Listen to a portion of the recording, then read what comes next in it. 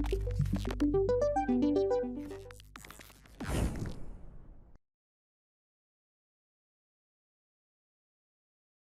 شرکت ایرانی هم که ما از بین چندین شرکت ایرانی این کار رو انجام دادیم، نتایجش رو اینجا میبینید. به خاطر محرمانه بودن اطلاعات من نام شرکت رو نمیارم، ولی داستانش وجود داره، واقعی هست، میتونیم هماهنگ بکنیم که شما از این شرکت بازدید بکنید، یا اینکه میتونید نتایجش رو در یک جلسه خصوصی با شما در میان بگذاریم. افزایش بازگشت سرمایه خالص از 5% به 8% یک سال، افزایش فروش از 400 میلیارد ریال به 540 میلیارد ریال، افزایش رضایت مشتری از 60% به 84%، نسبت فروش از محصولات جدید از 3.5% به 11% در یک سال. بسیار عدد خوبی هست، معلومه که روی نوآوری تلاش خوبی رو کردن. و افزایش رضایت کارکنان از 60% به 69%. خب ما دیدیم که 4 نسل نظام مدیریت استراتژی مبتنی بر کارت امتیازی متوازن چطور از یک الگوی اقتصادی خلق ارزش بر اساس نسل اول که کارت امتیازی متوازن بود به یک سیستم، به یک سامانه، به یک فلسفه‌ای رسید به عنوان یک پارچگی ابزارهای مدیریتی برای ارتقاء سطح هدایت سازمان که منظومه جامعه مدیریت یا اصطلاحاً نجم رو ما براش انتخاب کردیم. و شما میبینید که نسل 4 کارت امتیازی متوازن میتواند به شما کمک بکنه تا شما بتونید رهاورد تلاش چشمگیری رو داشته باشید و به نتایج فوق‌العاده‌ای برسید. تمرین این جلسه هم این باشه که شما بررسی بکنید در سازمانتون از چه روی کردی برای مدیریت عمل کردتون استفاده میکنید و این روی کرد چقدر تونسته نتایج خوبی رو برای شما ایجاد بکنه. اصلا این روی کرده مطلوبی برای شما هست طبق اون تقسیم بندی رویکردهای مدیریت عمل کرد که بخشی وظیفه ایستی، بخشش کلنگر، و اینکه آیا کارت امتیازی متوازن رو در سازمانتون اجرا کردید یا نه، از کدوم نسل کارت امتیازی متوازن دارید استفاده میکنید، به عنوان یک راهکار دارید استفاده میکنید، به عنوان ابزار مدیریت استراتژیک، به عنوان ابزار همسویی، یا به عنوان پلتفرم، و چقدر اون نسلی که دارید استفاده میکنید از کارت امتیازی متوازن با این توضیحاتی که من دادم متفاوت هست و چه شکافی بین اون چیزی که دارید استفاده میکنید با اون چیزی که باید باشید وجود داره. یک نمونه اگه بخوام مثال بزنم، فرض بکنید که شما میخواید درآمد خالصتون تا 100 میلیون دلار طی 3 سال آینده افزایش پیدا بکنه. من میخوام با مضمون استراتژیک یا با ضرباهنگ مدیریت مشتری به این شکاف ارزش پاسخ بدم یا اون رو پر بکنم. پس باید در مدیریت مشتری ایجاد تقاضا بکنم، از طریق ارتباط با مشتری تقاضاهای بیشتری رو ایجاد بکنم. درآمدم سنجه‌ای که من باید اندازه گیری بکنم ببینم این مسیر رو درست دارم میرم به سمت چشم انداز یا نه، باید این باشه. درآمدم به ازای مشتری باید افزایش پیدا بکنه، چون اگر من بخوام تقاضا ایجاد بکنم پس باید افزایش تقاضا داشته باشم. وقتی افزایش تقاضا دارم یعنی درآمدم به ازای مشتری افزایش پیدا میکنه. الان 200 دلار هست به ازای هر مشتری، من میخوام 3 سال بعد که سال تحقق چشم اندازم هست به 300 دلار برسه. چه تغییراتی رو در سازمان باید ایجاد بکنم؟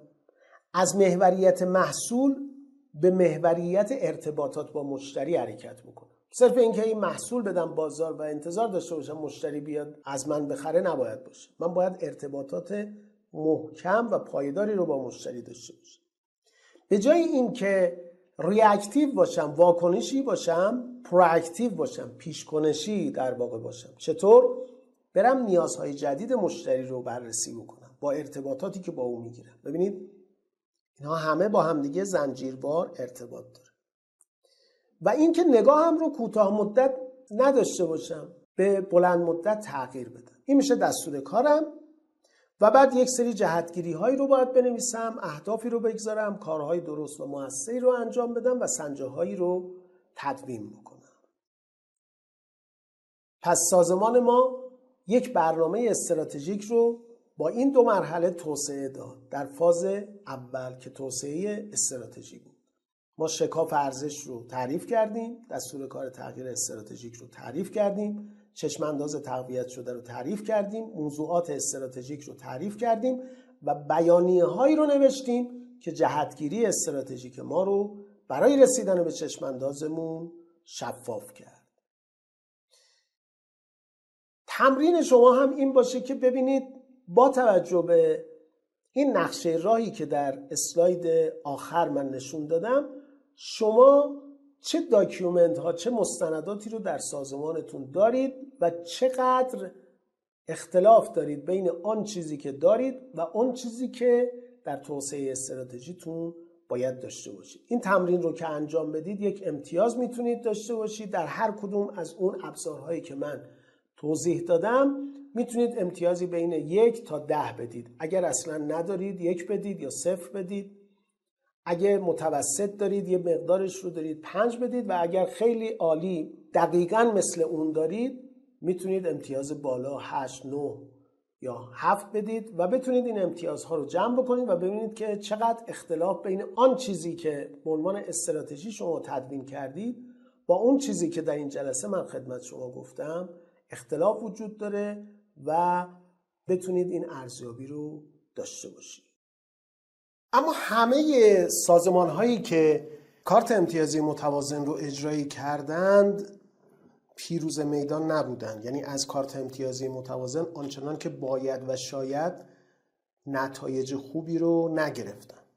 ببینیم چرا سازمان ها در دستیابی به نتایج کارت امتیازی متوازن شکست میخورن.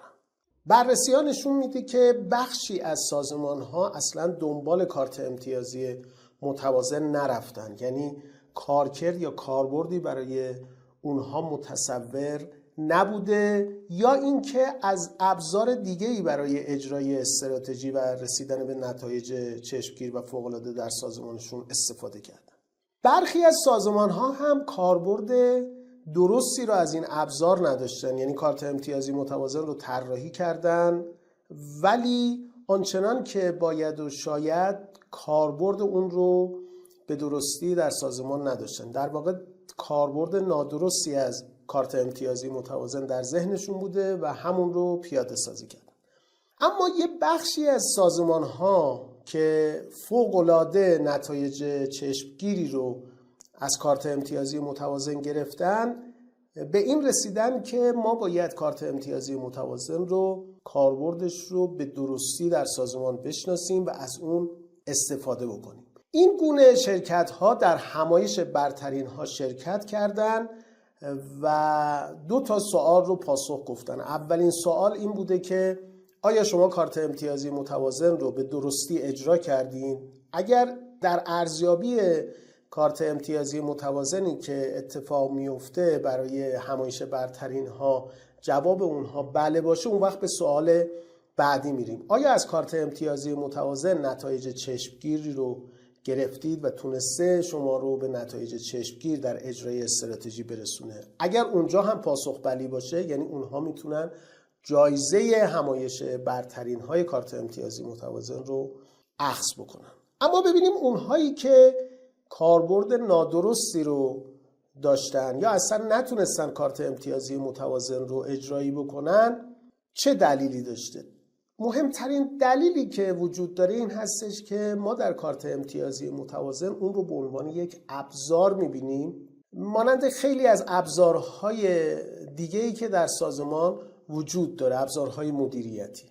بنابراین رهبری و مالکیت مدیران ارشد در قبال این ابزار مدیریتی وجود نداره، یعنی اونها خودشون رو مالک کارت امتیازی متوازن نمیدونن یا اینکه اونها خودشون رو به عنوان مشتری کارت امتیازی متوازن نمیدونن تا بتونن این ابزار مدیریتی رو هدایت بکنن. بنابراین وقتی ما حرف از کارت امتیازی متوازن در سازمان ها میزنیم، مدیران ارشد و رهبران سازمان بیشتر توجه خودشون رو معطوف به این میکنن که این ابزار مثل سایر ابزارهای مدیریتی باید توسط تیم مدیران میانی اتفاق بیفته. یعنی اونها هستن که درگیر زیاد با کارت امتیازی متوازن خواهند بود و اونها باید این کار رو اجرایی بکنن.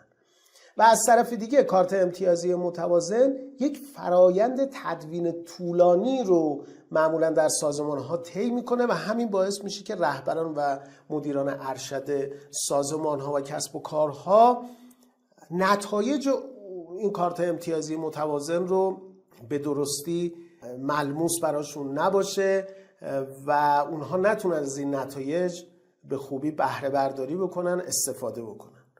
خب ما قبل از اینکه وارد خود این منظومه جامعه مدیریت بشیم یه روشی رو داشتیم و الان هم بر بعضی از کسب و کارها اگر بخوان اجرایی میکنیم به نام BSPM Business Strategy Process Management. در اونجا ما ظرف 2 ماه کارت امتیازی متوازن رو یعنی با هفته 1 جلسه اجرایی میکنیم و در واقع مدیران و تیم رهبران ارشد سازمان درگیر کار میشن، هم درگیر تدوین هم درگیر اجرا.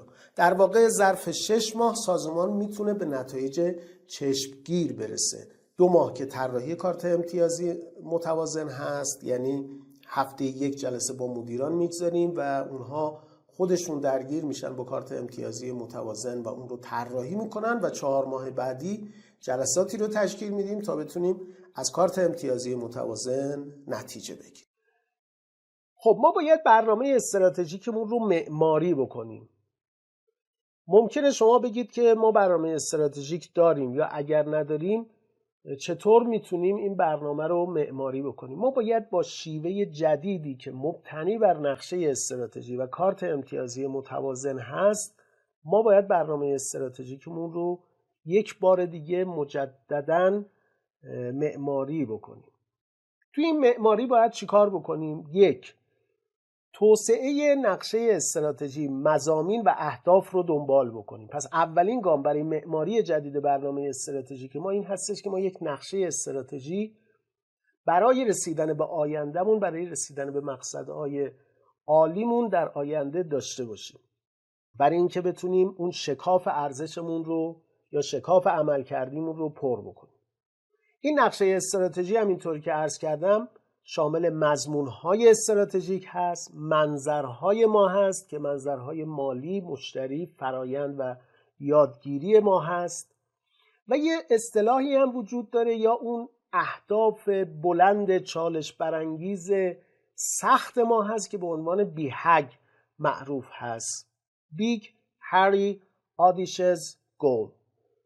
اهدافی که ما باید با تلاش زیاد به اونها برسیم، یک تلاش سختی رو باید ایجاد بکنیم تا به یک اهداف بزرگ برسیم. این اهداف بزرگ اهداف میان مدت و بلند مدتی است که اگر ما نقشه استراتژیمون رو خوب تدوین بکنیم و خوب اجرا بکنیم میتونیم انتظار داشته باشیم که به اون اهداف برسیم و بعد نسبت به رقبامون در بازار یک مزیت بهتری رو داشته باشیم. در گام دوم که توضیح دادم و البته ما در دوره آموزشی کارت امتیازی متوازن مفصل در مورد اون صحبت میکنیم، این هستش که ما چطور سنجه ها و نشانگاه هایی رو تدوین بکنیم برای اون اهداف که دوره به دوره ببینیم که چقدر تونستیم نقشه استراتژیمون رو اجرا بکنیم، استراتژیمون رو اجرایی بکنیم.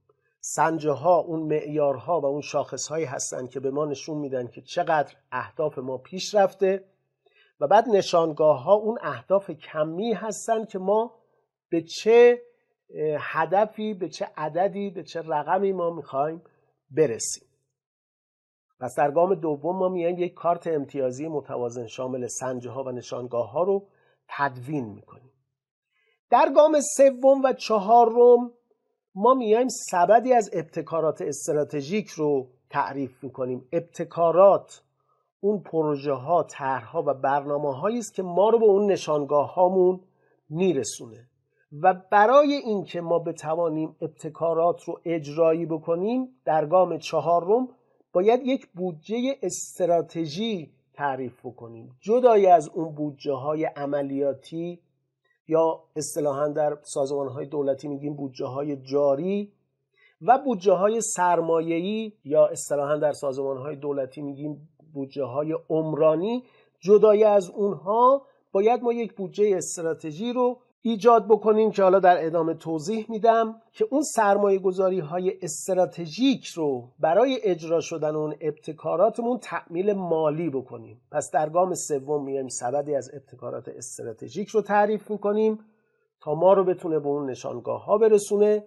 در گام چهارم ما باید یک بودجه استراتژی رو تعریف بکنیم، مجموعه بودجه هایی که جمع میزنیم از ابتکارات و میشه بودجه استراتژی. در گام پنجم که بسیار گام مهمی هست و شرکت ها از اون غافل میشن، بحث این هستش که بازگشت سرمایه ما چقدر هست. ما یک شکاف ارزشی یا یک شکاف عملکردی داریم. برای اینکه اون شکاف ارزش رو پوشش بدیم و پر بکنیم یک سری نشانگاه هایی رو گذاشتیم که در ادامه توضیح میدم. ما میگیم چقدر بودجه داریم خرج میکنیم، چقدر این نشانگاه های ما داره تحقق پیدا میکنه. یعنی چی؟ یعنی ما چقدر بازگشت سرمایه داریم از محل تأمین مالی برای سرمایه گذاری های استراتژیک. ما هر سرمایه‌ای که الان انجام میدیم، هر هزینه‌ای که داریم الان انجام میدیم باید در آینده برای ما بازگشتی رو داشته باشه و ما باید این رو اندازه‌گیری بکنیم، ببینیم آیا این سرمایه گذاری که الان داریم انجام میدیم در آینده برای ما بازگشت سرمایه‌ای داره و این بازگشت سرمایه چقدر هست و آیا رشدی رو در این بازگشت سرمایه داریم یا خیر، که اصطلاحش ROI هست یا Return on Investment هست. چقدر سرمایه گذاری الان داریم میکنیم و بعد در آینده انتظار داریم که چقدر این سرمایه گذاری بازگشت داشته باشه. پس ما برنامه استراتژیکمون رو باید دوباره معماری بکنیم با رویکرد نقشه استراتژی و کارت امتیازی متوازن و این 5 گام رو باید طی بکنیم. ما در این جلسه میخوایم این 5 گام رو با همدیگه یاد بگیریم و ببینیم که اگر ما بخوایم یک معماری جدید و یک معماری نوین از برنامه استراتژیک داشته باشیم باید چه کار بکنیم، چگونه عمل بکنیم تا بتونیم این برنامه استراتژیک ما یک معماری جدیدی رو برای خودش خلق بکنیم. بر اساس این اومدیم و ما یک تحلیل BSC SWOT انجام دادیم یا همون ارزیابی استراتژیک رو انجام دادیم. البته من همه مواردی که اونجا اتفاق افتاده رو نمیتونم اینجا بیارم، فقط دارم تیکه های از اون کاری که ما اونجا انجام دادیم و نتایجش رو در انتها خدمت شما عرض میکنم. خب ما اومدیم این تحلیل رو انجام دادیم و موضوعات استراتژیک رو برای رسیدن به اون چشمانداز شناسایی کردیم. مثلا یکی از موضوعات استراتژیکی که ما شناسایی کردیم این بود که ما باید غیر از اینکه یه محصولی رو دست مشتری میرسونیم یک سری خدمات ارزشمند به مشتری ارائه بدیم. مثلا یکی از قوت‌هایی که ما داشتیم کیفیت خدمات به مشتری مناسب است. مشتری از ما خدمات میگرفت و مناسبم بود. تعامل و هم‌افزایی مناسب با مشتری‌ها وجود داره. اما ساختار بازاریابی و بازرگانی در توسعه کسب و کار یکی از ضعف‌های ما بود. یا سیستم ارتباط با مشتری در حوزه بازار و نوآوری فکر میکنم این باشه در واقع اونچنان خوب نبود. اون جایی بود که میتونستیم بهبود بدیم، قابل بهبود. فرصت‌های دیگه داشتیم، ارائه خدمات شایسته به مشتری. یک فرصتی داشتیم که ما میتونستیم به مشتریامون یک سری خدمات بهتر بدیم. بازارهای صادراتی در مورد محصولات خاص داشتیم. مشتریا اطمینان به برند محصول داشتن. خب برند جا افتاده بود تو بازار. اما از اون طرف تهدیدی که ما داشتیم قاچاق محصولات نساجی بود و هست. البته وجود رقبای جدید بود که وارد این بازار می شدن و می خواستن که سهمی رو از بازار بگیرن. خب ما با تحلیل این 4 موضوع یا 4 موردی که در تحلیل راهبردیمون نوشتیم، به موضوع استراتژیک رسیدیم به نام خدمات ارزشمند. یادمه که یک پروژه رو تعریف کردیم، یک پروژه استراتژیک، و اونجا اسمش رو گذاشتیم به نام خدمات مشتریان نفیس. در واقع فرایندش رو بنچمارک کردیم. فکر میکنم از یک شرکت که برند خیلی معروفی تو دنیا داشت ما این بنچمارک رو انجام دادیم و اومدیم و مطالعه کردیم، دیدیم اونها چی کار میکنن، آیا ما میتونیم این کار رو اونجا انجام بدیم توی شرکتی که بودیم، و بررسی کردیم که اونها چه کارهایی رو انجام میدن. مثلا یکی از کارهایی که اونها انجام میدادن این بود که وقتی مثلا تو تولید مانیتور بودن، وقتی مانیتور شما تحویل میگیری و مشکلی برمیخوره، راه اندازی نمیشه، روشن نمیشه، ظرف 24 ساعت مانیتور شما رو تعویض میکردن و در محل چیکار میکردن؟ و در محل به شما تحویل میدادن. ما از همین یه خدمت شروع کردیم. گفتیم اگر ما نخی رو، یه پارتی نخ رو به مشتریمون تحویل دادیم و اون مشتری یک ایراد کیفی گرفت، نتونست باش کار بکنه، ما ظرف 24 ساعت مشکلش رو حل بکنیم. یا اگر اصلا مشکلات کیفی داشت، ظرف 24 ساعت اون پالت یا اون پارتی نخ رو برگردونیم و جایگزین بکنیم. و همین باعث شد که مشتری به ما وفادارتر بشه، اطمینان بیشتری رو ایجاد بکنه و همین خدمات ارزشمند ایجاد کرد. تو اون شرکتی که ما ازش بنچمارک کردیم، بینه‌کاوی کردیم، دیدیم که یک مرکز پاسخگویی وجود داره، یک تلفن 5 رقمی وجود داره که زنگ میزنن، مسائلشون رو مطرح میکنن و یک سری کارشناسایی دارن که به اونها پاسخ میدن. ما همین فرایند رو اینجا راه اندازی کردیم. روی کارتون هامون یک تلفن نوشتیم، کارشناسی رو گذاشتیم و این تلفن در ساعات مشخص میتونست پاسخگو باشه و کارشناس جوابگو بود. و یک سیستم SMS راه اندازی کردیم در ساعات غیر اداری که کارشناس نبود، اونها میتونستن مسائل و مشکلاتشون رو از طریق SMS مطرح بکنن و کارشناس ما اون رو پاسخ بده. خب این مواردی که من خدمت شما عرض میکنم در مورد کسب و کارهایی که الان وجود داره، مثلا این کار برای 10 سال پیش بود. اون موقع اصلا بحث اینجور خدمات خاص فقط برای سری شرکت ها با برندهای خارجی و معروف بود. اصلا تو صنعت نساجی چنین چیزی وجود نداشت که خب من نخ دارم تولید میکنم، چه خدمتی میتونم به مشتریم بدم. و ما اومدیم این کار رو انجام دادیم. خب ساختار رو تغییر دادیم. ساختار رو تغییر دادیم یعنی چی؟ یعنی اومدیم خدمات ارتباط با مشتری رو از زیر مجموعه بازاریابی و بازرگانی جدا کردیم. به عنوان یک فرایند مستقل آوردیم به عنوان یک فرایند محوری، به عنوان یک فرایند کلیدی و اصلی. فرایندهای کلیدی و اصلی و محوری شما فرایندهایی هستند که مستقیم با مشتری ارتباط دارن، ارزش افزوده زیادی رو برای سازمان شما خلق میکنن.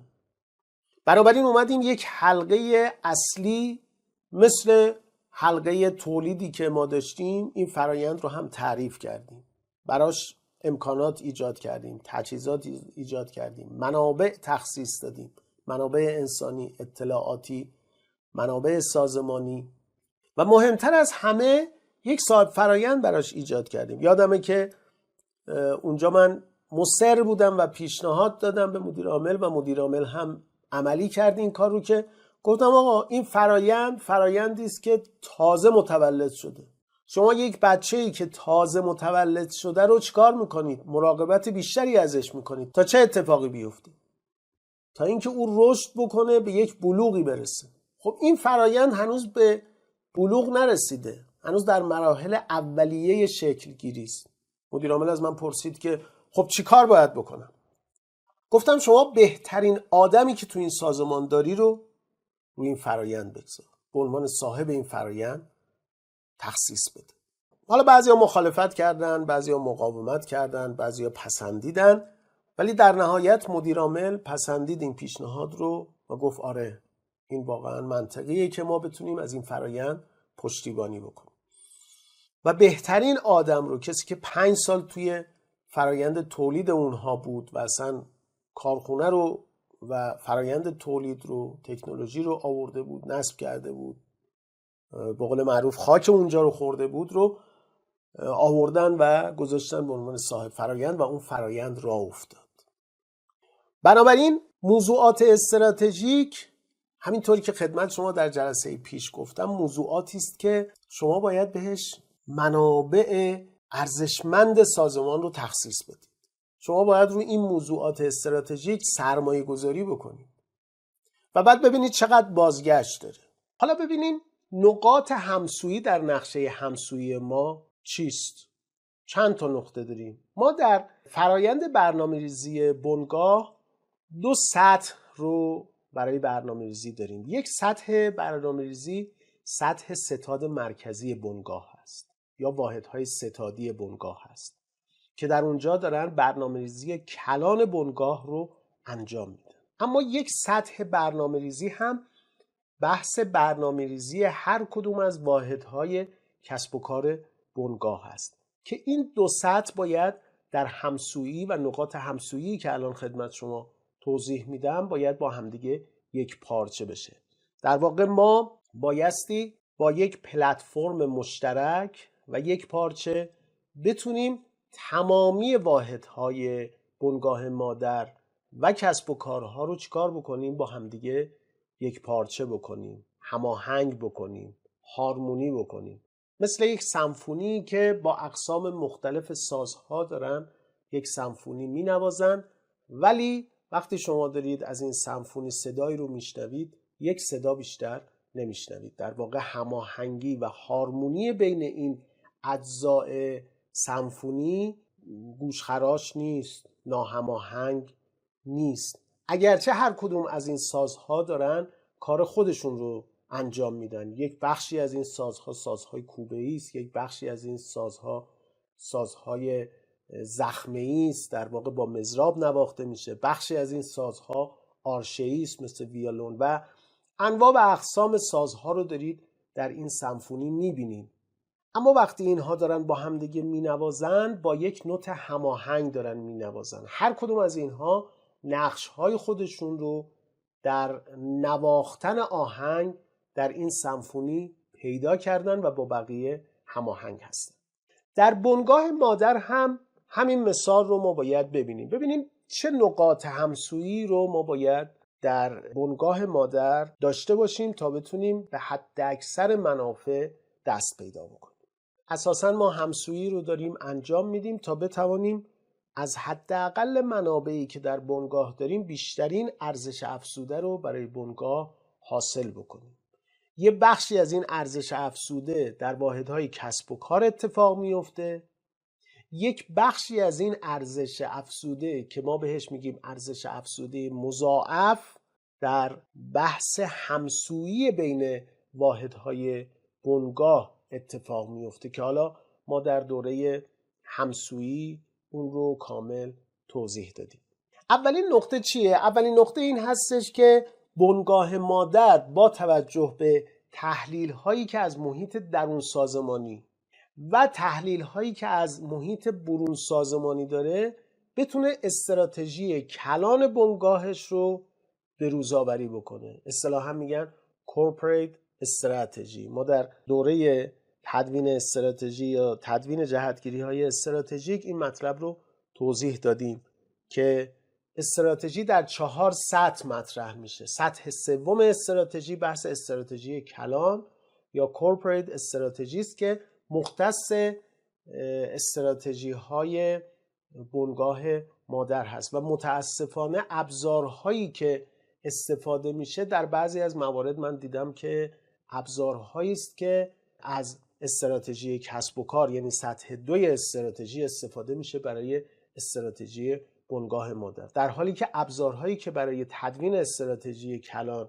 یا استراتژی بنگاه مادر باید استفاده بشه ابزارهای خاص و اختصاصی برای خود اون سطح هست و ما نباید ابزارهای دیگه ای رو برای اونجا استفاده بکنیم. ممکنه ابزارهای مشترکی وجود داشته باشه، ولی این رو باید مد نظر داشته باشیم که از همون ابزارهایی که در رابطه با بحث تدوین استراتژی بنگاه یا استراتژی کلان هست استفاده بکنیم. پس اولین نقطه همسویی این هستش که یک بنگاه تجاری یا یک بنگاه مادر، اصطلاحی که تو این چند ساله رواج پیدا کرده حالا تو بخش دولتی و شرکت‌های دولتی، بحث شرکت مادر تخصصی، حالا یه بخشی از اون بنگاه‌های مادری است که به تناسب داره نگاه میکنه که کدوم یک از کسب و کارها با مأموریت اون متناسب اون کسب و کارها رو زیر مجموعه یا بچه خودش در نظر میگیره. اولین نقطه همسوییمون بحث این هستش که اصلا یک بنگاه مادر باید استراتژی داشته باشه، باید یک مأموریت برای خودش تعریف بکنه، باید یک چشم انداز برای خودش تعریف بکنه و بر اساس این مأموریت، چشم انداز و تحلیل‌های برون سازمانی و درون سازمانی بتواند یک راهبردی رو برای آیندهش ترسیم بکنه. خب گام دوم همسویی کارکنان این هستش که ما بتوانیم اهداف فردی کارکنان رو با اهداف سازمانی متصل بکنیم و بر اساس این اهداف فردی و عملکرد اونها به اونها پاداش بدیم. اساساً پاداش‌ها باید مبتنی بر عملکرد باشه و عملکردها باید مبتنی بر اهداف سازمانی و استراتژی سازمان باشه، چیزی که اغلب سازمان‌های ما و شرکت‌ها و کسب و کارهای ما در اون لنگ میزنن و باید به دنبال این باشن که بتونن این عدالت عملکرد رو در سازمان اجرایی بکنن. ما سطوح مختلفی از لحاظ سلسله مراتب در سازمان داریم. یه بخشی از کارت‌های امتیازی ما فردی است و یه بخشی از کارت‌های امتیازی ما واحدی و تیمی و مواردی از این قبیل هست که من در همسویی جلسه پیش که در رابطه با همسویی واحدهای کسب و کار و پشتیبانی بود مفصل در مورد این موضوع و روش انتقال آبشاری اهداف از بالای سازمان به سطوح پایینی سازمان صحبت کرد. فرض بفرمایید که ما یک رهبری رو داریم در شرکت که نقش مدیر عاملی رو داره بازی میکنه. کارت امتیازی متوازن کلان سازمان مسئولیتش با ایشون هست.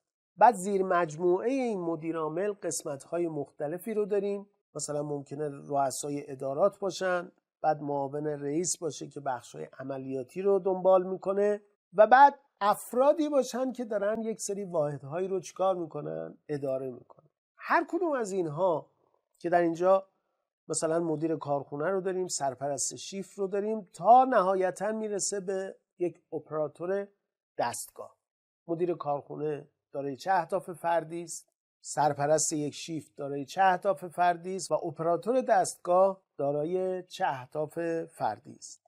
حالا البته ما معمولا به سازمان ها توصیه میکنیم که تا وقتی کارت امتیازی کلان شما در سازمان اجرایی نشده، نهادینه نشده، شما به کارت امتیازی فردی سازمان زیاد کار نداشته باشید. ابتدا اون رو جا بیاندازید، سازمان رو آگاه بکنید که اصلا کارت امتیازی یعنی چی، این سیستم نوین رهبری کسب و کار ما مبتنی بر چه عناصر و اصولی است و بعد بیاید به سازمان بگید که حالا میخوایم برای هر کدوم از تیم ها، هر کدوم از واحدها، هر کدوم از بخش ها، هر کدوم از افراد در سازمان ما یک کارت امتیازی داشته باشیم. اگر بخوام یک کارت امتیازی فردی رو مثال بزنم، اینجا میتونه این مثال خوبی باشه. مثلا اپراتور دستگاه شماره 452 اهداف فردیش به این قسم تقسیم بندی و دسته بندی شده. تو مالی این فرد باید هزینه توقفات رو کاهش بده. دقیقاً مشخص کردیم که دنبال چه هدفی باید باشه. دستگاهی که داره باش کار میکنه باید کمترین توقف رو داشته باشه. اون هم نه از لحاظ زمانی بلکه هزینه‌ای.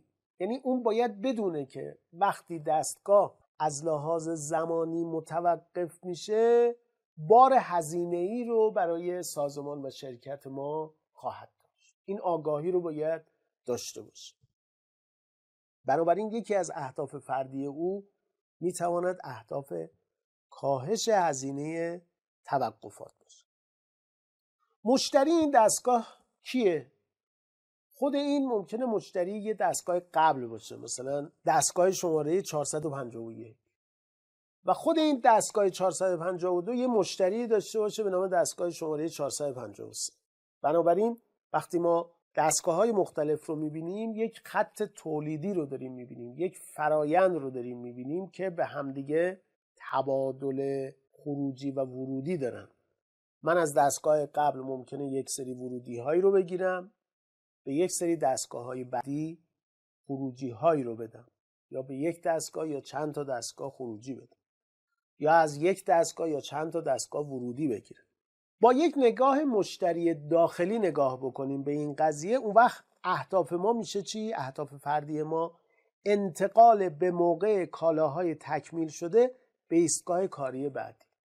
اون نباید وقتش به خاطر یک سری اهمال کاری هایی که من دارم انجام میدم روی دستگاهم متوقف بشه. این میتونه یک هدف فردی بعدی باشه. در منظر فرایند میتونه کاهش زمان قرار دادن ابزار جدید باشه. ممکنه دستگاه من احتیاج داشته باشه که در چندین بازه زمانی ابزارهای مختلفی رو به کار بگیرم. همین تغییرات ابزارها میتواند زمان من رو بگیره و این به عنوان یک اتلاف محسوب میشه فعالیتی که من روی این دستگاه دارم انجام. این زمان قرار دادن ابزار جدید و تعویض ابزار رو میتونم من کاهش بدم. یکی از اهدافم این باشه که بهبودهایی رو ایجاد بکنم که بتونه این زمان کاهش پیدا بکنه. یا کاهش خرابی های دستگاه. به جای اینکه من هر بار برم و در مورد خرابی های دستگاه به بخش نگهداری و تعمیرات مراجعه بکنم در شرکت خودم، ما بیایم به کارکنان موارد اولیه نگهداری و تعمیرات این دستگاه رو یاد بدیم که اونها بتوانن یک سری مواردی رو که میتونه از دستشون بر بیاد رو برای اون دستگاه انجام بدن که خرابی دستگاه کاهش پیدا کنه. و در نهایت تو منظر رشد و یادگیری من چه هدف فردی رو میتونم دنبال بکنم؟ کسب گواهینامه در نگهداری از دستگاه. برم دوره‌هایی رو ببینم که بتونم از این دستگاه نگهداری بکنم که خرابیش کم بشه. همینطور که میبینید مانند کارت امتیازی سطح کلان شما یک رابطه علت و معلولی در مورد اهداف فردی در کارت امتیازی فردی شما هم وجود خواهد داشت. این رابطه چیه؟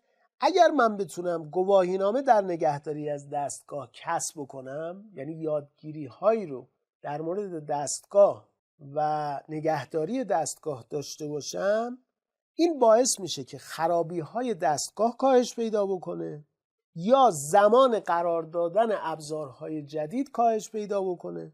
این باعث میشه که کالاهایی که دارم تکمیل میکنم به موقع تکمیل بشه و به ایستگاه بعدی برسه و همین باعث میشه که هزینه توقفات دستگاه من کاهش پیدا کنه. یک رابطه علت و معلولی بین این اهداف فردی وجود داره. اساساً در منظومه جامعه مدیریت یا چرخه رهاورد تلاش، حلقه اصلی که میتواند استراتژی شما رو اجرایی بکنه همین مرحله است. مرحله 4.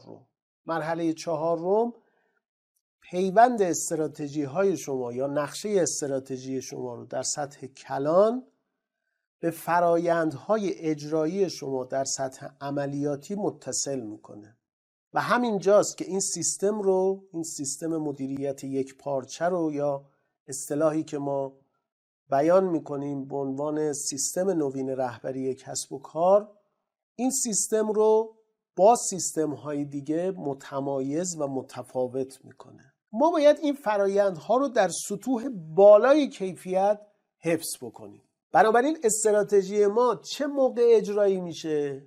موقعی که ما بتوانیم از هر کدوم از این مناطق 1، 2، 3 که خدمت شما توضیح دادم، یعنی حداقل سطح قابل قبول کیفیت، ظرفیت بالقوه بازگشت سرمایه و بهبود در سطح تعالی کیفیت ما حرکت بکنیم به سمت سطوح بالای کیفیت و این سطوح بالای کیفیت رو برای شرکت حفظ و نگهداری بکنیم. عملاً اینجا فرایندهای ما هستند که مزیت رقابتی و متمایز بودن ما رو در بازار نشون میدن. حالا چطور میتونیم به این سمت حرکت بکنیم؟ ما یک مقاله رو در سال 1385 در کنفرانس بین المللی مدیریت در تهران ارائه دادیم که چطور سازمان‌ها میتوانند فرایندهای استراتژیکشون رو شناسایی بکنن و این فرایندهای استراتژیک رو بهبود بدن تا به سمت متعالی شدن حرکت بکنن. این بحث رو در مقاله ما کاملا توضیح دادیم. یه سوال دیگه‌ای که معمولاً شرکت‌ها در مورد این ماتریس میپرسن و پرسیدن این هستش که ما در چه سطحی میتونیم از این ماتریس استفاده بکنیم؟ شما در همه سطوح فرایند میتونید از این ماتریس استفاده بکنید. بسته به این که در اون سطح چه هدفی رو دارید دنبال میکنید. معمولا تو فرایندها شما لایه‌های مختلفی رو از سطح کلان تا سطح فعالیت هاتون دارید.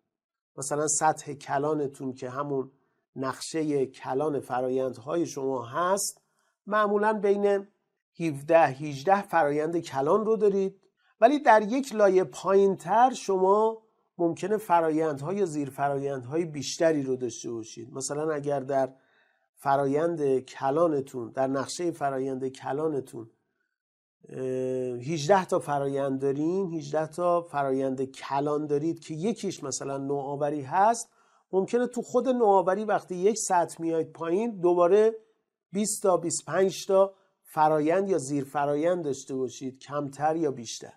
بنابراین اگر شما میخواهید برای فرایند نوآوری این ماتریس رو ایجاد بکنید، باید اون قبیل اهدافی رو مد نظر قرار بدید که در فرایند نوآوریتون داره کار میکنه و اونها رو بیشتر مد نظر قرار بدید. همینطور در سطوح پایینتر.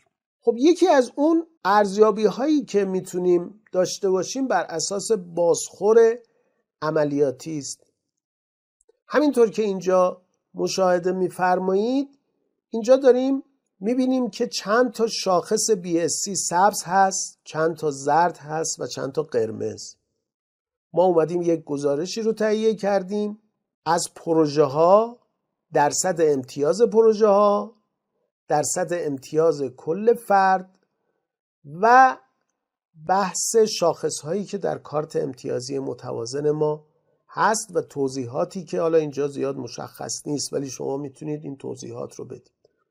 مثلا 19 تا شاخص ما قرمز هست، 7 تا زرد هست و 14 تا سبز. خب امتیاز نهایی کارت ما چقدر هست؟ تو مهر ماه 87 پروژه های ما چقدر پیشرفت کرده؟ روند کارهایی که وجود داشته چطوری هست؟ پروژه های ما مثلا با رنگ قرمز، BSC ما با رنگ آبی هست. شما میبینین میانگینش اون رنگ تقریبا زرد یا سبز کم رنگ هم BSC هم پروژه های ما و شما میبینید که امتیاز پیشرفت BSC ما مثلا در اون مقطع مهر ماه 87 کاهشی بوده، روند BSC و پروژه های ما ثابت بوده و پروژه های ما افزایش داشته. یعنی ما در پروژه های خیلی خوب عمل کردیم ولی این پروژه ها باعث نشده که شاخص های ما و اهداف ما در نقشه استراتژی ما افزایش پیدا بکنه. بنابراین شما باید یک مقدار رو این دانش تحلیلی تأمل بکنید، تمرکز بکنید، بررسی بکنید و ببینید که روابط علت و معلولی بین این اهداف شاخص ها شما رو در چه مسیری قرار میده.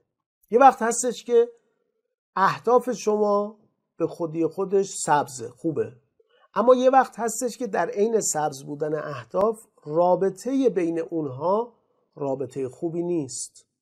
این رو باید کاملا مشهود و کاملا عمیق بشین و ببینید که با توجه به این گزارش ها چطور میتونید اینها رو در اون جلسه ارزیابی و تغییر داشته باشیم. پس یه بخشی از ارزیابی‌های استراتژی ما از بازخوردهای عملیاتی است. جلسات عملیاتی داره اجرا میشه. ارتباط بین این جلسات رو ما میتوانیم طبق این اکسلی که الان من برای شما توضیح دادم میتونید ببینین.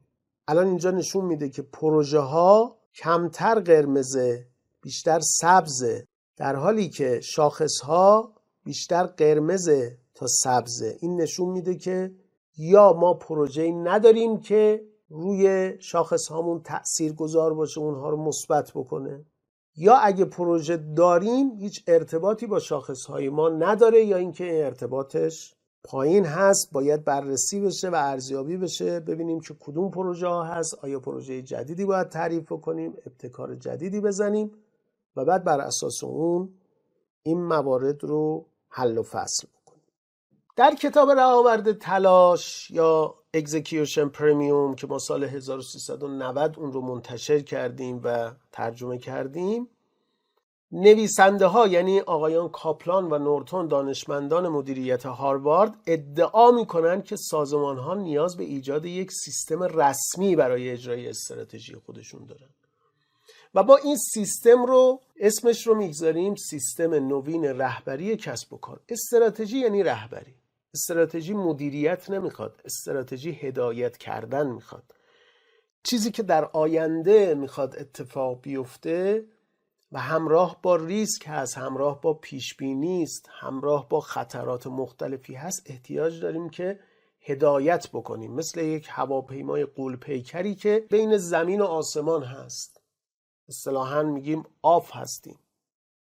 هر زمان ممکنه یه طوفانی بیاد، ارتفاع باید کم بکنیم، ببریم بالا، سیستم های کنترلی پیشرفته داشته باشیم برای هدایت هواپیما، داشبوردی رو داشته باشیم، مقصدی رو مشخص کرده باشیم، فرود داریم، صعود داریم، ارتفاع کم کردن داریم، دما و سایر سنجه ها رو باید اندازه گیری بکنیم تا مسافران این هواپیما سالم به مقصد برسن. برای اینکه این کار رو انجام بدیم باید شما یک پلتفرم 6 مرحله‌ای برای اجرای استراتژی داشته باشید. آینده شما ساخته نمی شود مگر اینکه استراتژیتون رو اجرایی بکنید. با تدوین استراتژی هیچ شرکتی به موفقیت‌های چشمگیر و فوق‌العاده نرسیده. با اجرای استراتژی است که شما می توانید این موفقیت‌ها رو در آغوش بکشید و اونها رو لمس بکنید، حس بکنید و افتخار آفرین بشید. بنابراین اجرای استراتژی بسیار مهمه و کلیدی است. و البته اجرا، خیلی هم میگن اجرا، اصلا اجرا جز اجرای استراتژی چیز دیگه ای وجود نداره و این پلتفرم میتواند برای شما موفقیت‌های چشمگیری رو به ارمغان بیاره. شما 2 تا کار روی این پلتفرم میتونید انجام بدید. یک، چه نظام‌هایی رو باید روی این پلتفرم بچینید که الان ندارین، یا چه نظام‌هایی رو دارید و اونها رو باید بهبود بدید. 2، این نظام‌ها چطور بتونن با همدیگه یک پارچه بشن. اصلا اصطلاح منظومه که ما به کار بردیم یعنی این. منظومه یعنی این که ما چطور بتوانیم این نظام‌ها رو به طور یک پارچه با همدیگه ببینیم، جزیره نبینیم. الان یکی از مشکلات سازمان‌های ما این هستش که با مدهای مدیریت پیش میرن و فکر میکنن ابزارهای مختلف رو به کار بگیرن موفقیتشون تضمین میشه. نه، اینطوری نیست. شما باید بیاین از همون چیزی که دارین ظرفیت‌های خالیش رو پیدا بکنید. کافیه این ارتباطات رو پیدا بکنید و به هم دیگه پیوند بزنید. این اتلاف‌ها رو کم بکنید. می‌بینید نتایج شگرفی رو، نتایج چشمگیری رو از اون خواهید گرفت. بنابراین این سیستم رسمی یک سیستم نوین برای رهبری کسب و کار و سازمان شماست و این سیستم میتواند موفقیت اجرای استراتژی شما رو ارتقا بده، افزایش بده، که حالا توضیحات لازم رو در درس‌های پیش من خدمت شما عرض کردم.